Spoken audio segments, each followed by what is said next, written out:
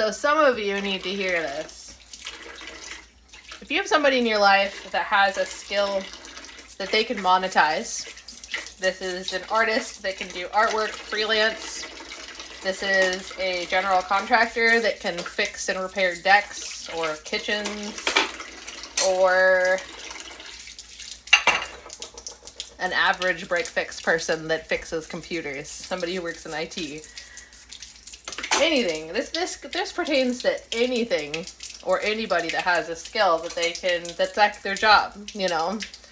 So, I'm going to tell you the thing that they don't want to tell you, and that is that they don't actually like doing their talents, their skill. They don't really like sharing it with most people, even if they're an extrovert and they're friendly, and you know, and there are rare cases where they're like, they just really want to give somebody something.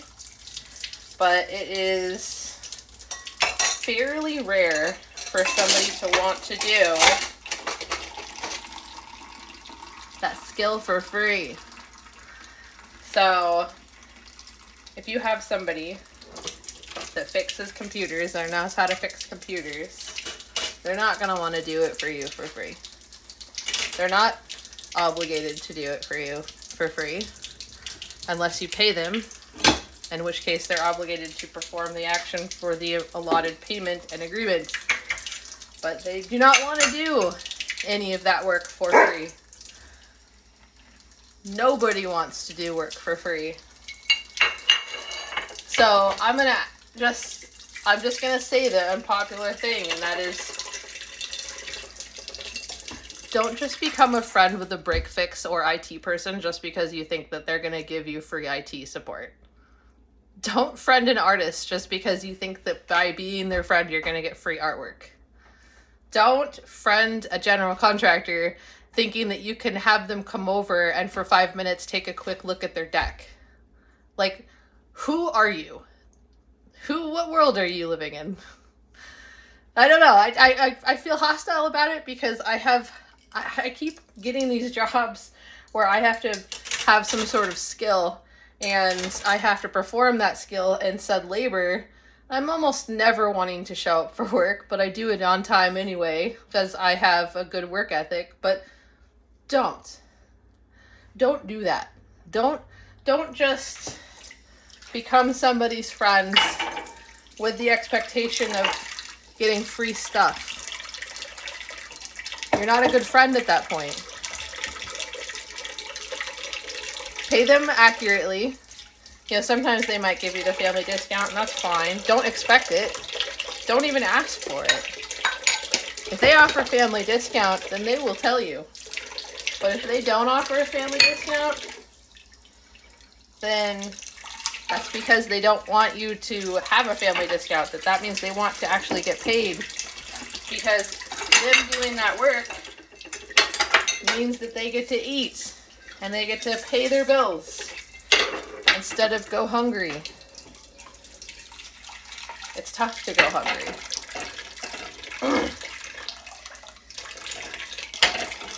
If they charge you a certain amount, even if you're best friends or your family members, pay that amount. Don't bully them. Because the right thing that they should do, if you do bully them, is for them to block you. So, don't ask for free stuff from your friends and family.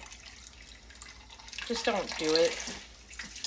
If it's provided to you, then great, but don't do it. I once had somebody come in who, she seemed really nice at first, and she was a customer, and she got scammed. She fell for one of those social engineering things. And I remember she said, "I've been looking for a good IT person." And I was very new to my job at the time, so I was like, great. I'm so glad I exceeded your expectations, and we've developed this wonderful budding partnership. And what ended up happening is that she would call me twice a week, randomly, And she would have these problems that she's like, I swear it's just 5 minutes. And so I would help her at first. And then my boss started noticing it. He said, you're talking to this person from this 503 number. They call, you spend time with them, and then you don't charge them. Why is that? And I said, well, we worked on her computer, and so the first couple times I didn't charge her because I felt like it was just a warranty of labor. I wanted to make sure that the work was done efficiently, and that does also mean to check in with the client and make sure that things are going well after the service has been done. So I comped her 2 remote calls, but then she kept calling. And so, she had another issue. She couldn't find some of her pictures. And I said, you know what? At this point in time, I've helped you for free twice before. I now have to charge you. And she was like, what do you mean? And she goes, you're my IT person. And I was like, I am your IT person. But if you want me to help you, I charge $129 an hour.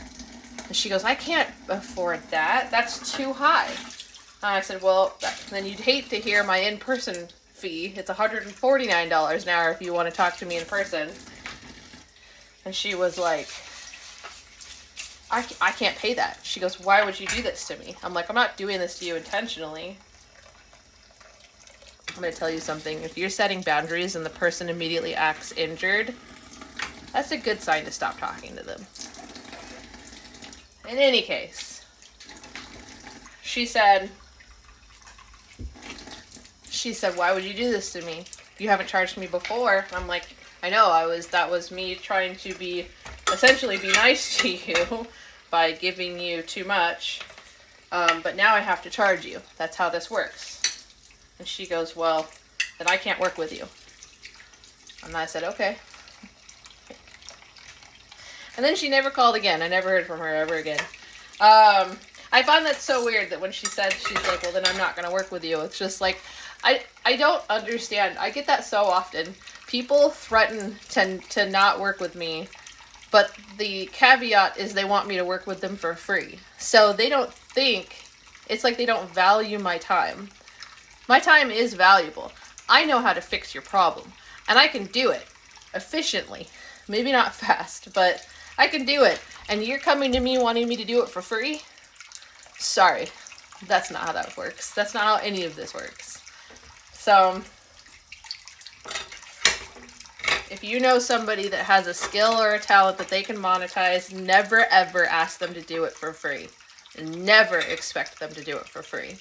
The most respectful thing they can do is charge you, and the most respectful thing you can do for them is pay it.